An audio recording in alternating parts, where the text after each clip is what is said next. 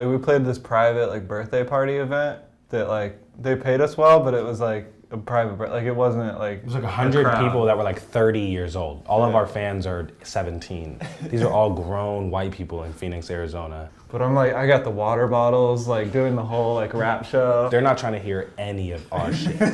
And when they thought we were on some rap shit, they thought it was some cool like, all right, let's try like some hip hop. But we're over here screaming. I'm over here throwing shit. I'm over here throwing elbows by myself in a pit by myself.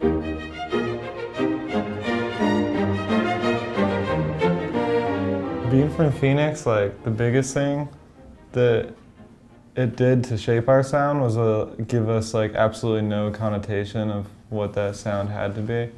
And I think that's how we found just like this own little pocket that we exist in.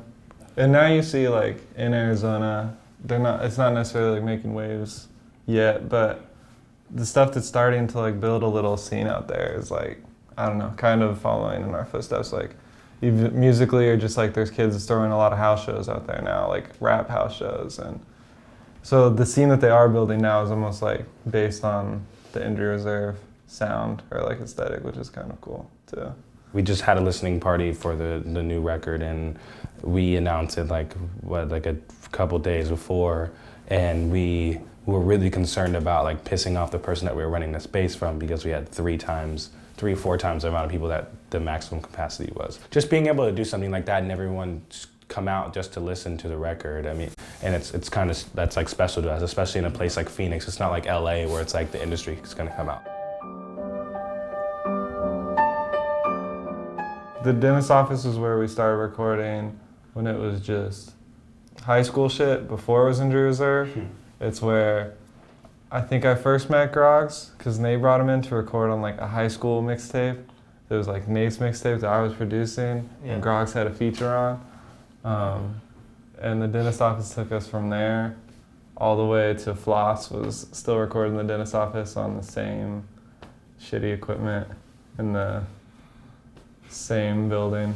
It was a very genuine space that it was like, none of us had a private space where we can record. You know what I mean? Obviously you can do the room thing, but we didn't really live close to each other. We were all from like somewhat different areas, but at the same time, like he has siblings, you know what I mean? It's like we all have something going on in our house, but end up like his grandfather has this dentist office, and it started as us recording in the storage room, and then it moved into us recording in the lobby, and then it moved to us them giving us our own little space. And we eventually had that, and it became special because it was like our thing, having the dentist office, and it wasn't like some type of niche. It was just something that ended up happening, and the most genuine thing we could do about it was release a record and just call it Live from the Dentist Office. It's like the first thing that we've ever made. I was like, what the fuck is this? Because when he was making it, we were just sitting. Well, he was just making a beat, and it was late as fuck. Just that day, and that was like the only day that I really looked into it that much. I was like just listening to this weird like old like 50s experimental music. There's like these French composers.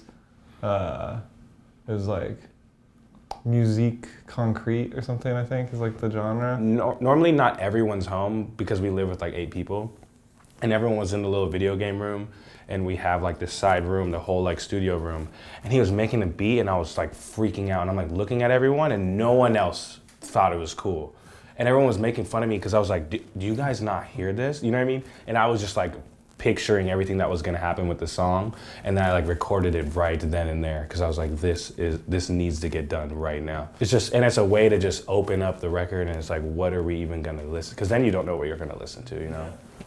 Like as soon as we made it, it was kind of like, this is gonna be the first song on the EP, because it just sets the tone. 91 Cadillac, that was my first car, and it was a very brief encounter I had with that car. I had it for about 2 months, and it got towed on my 18th birthday. I'm pretty sure it was my birthday. It was like the day before or day after, like something like that. But I always reminisce about that car and how much I loved it. Just brings me back to like a good time, like a good mental space where I was at. So thought it was cool to bring that up for a verse. I'm not a huge fan of like guilty pleasure.